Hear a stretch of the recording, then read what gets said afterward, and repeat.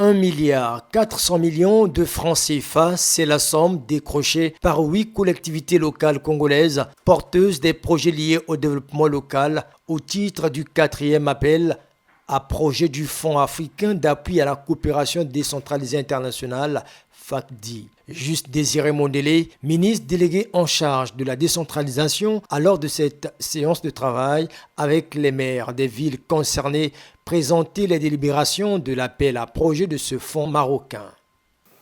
Ce sont des projets que les partenaires ont jugés utiles et éligibles, mais ce sont des projets qui existent et des projets élaborés par des experts congolais, sous le regard aussi avec la participation des experts marocains, sous le regard du ministère. Donc, c'est des très bons projets. On a un projet sur l'adduction d'eau potable.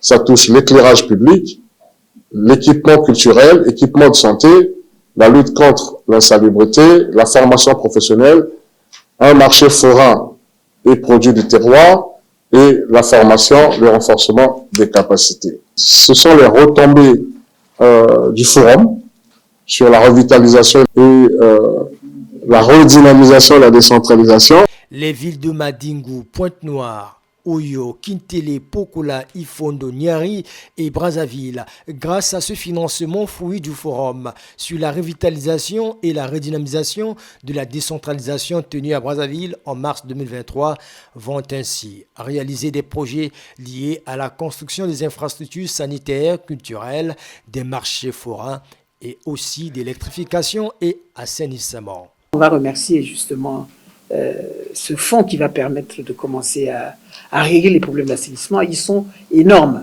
Nous avons commencé, nous allons continuer à bénéficier d'autres fonds pour que demain, nous puissions avoir des villes propres, des villes assainies. L'intitulé du projet, c'est l'aménagement. Donc l'aménagement du marché forain. Donc c'est un marché qui est déjà existant. À l'heure où nous parlons, le marché est juste à l'arrêt parce qu'il est vétuste. Et donc, c'est un marché qu'il va falloir aménager. Et les conditions foncières sont réunies puisqu'il appartient déjà au Conseil. Donc, il ne s'agit pas d'une acquisition. Il s'agit d'un marché qui existe. Et il va falloir le mettre aux normes. Parce qu'à l'heure où nous parlons, il se trouve qu'il y a des bâtiments qui ne sont pas existants, à savoir les sanitaires, à savoir les dépôts pour ranger donc, les marchandises. Donc, toutes ces questions étaient devenues une préoccupation pour le Conseil. Et ce marché qui se situe donc à l'entrée du port autonome d'Oyo va, dans les prochains jours, grâce donc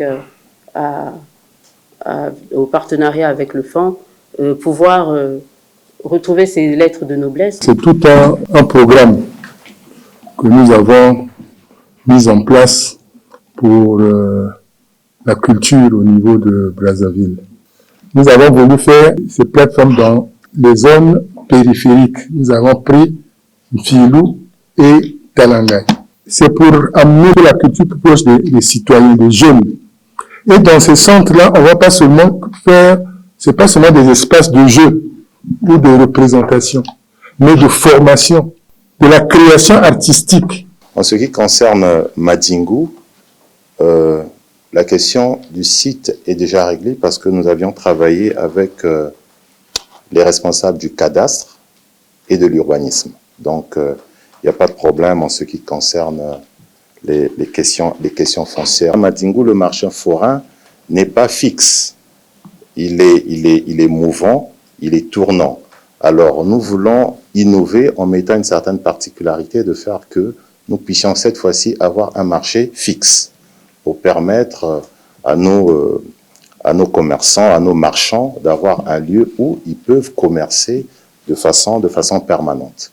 Et la deuxième particularité, c'est qu'avec le temps, si nous continuons toujours de travailler dans ce sens de la décentralisation, c'est de faire de telle sorte que, à côté du marché, qu'il y ait une unité de transformation pour transformer ces produits, pour que l'économie se développe, se dégage tout autour de cette cité que nous sommes en train de vouloir créer, faire que ça devienne une cité industrielle. Le ministre Juste Désiré Mondélé a indiqué que ce fonds est géré exclusivement par ces collectivités locales en toute transparence pour améliorer les conditions de vie des populations. Avant le lancement de ce 4e appel à projet, aucune collectivité locale congolaise n'avait bénéficié du financement du Fonds africain d'appui à la coopération décentralisée internationale. Ainsi, les projets jugés éligibles serviront d'une étape expérimentale pour que d'autres villes du pays saisissent également cette opportunité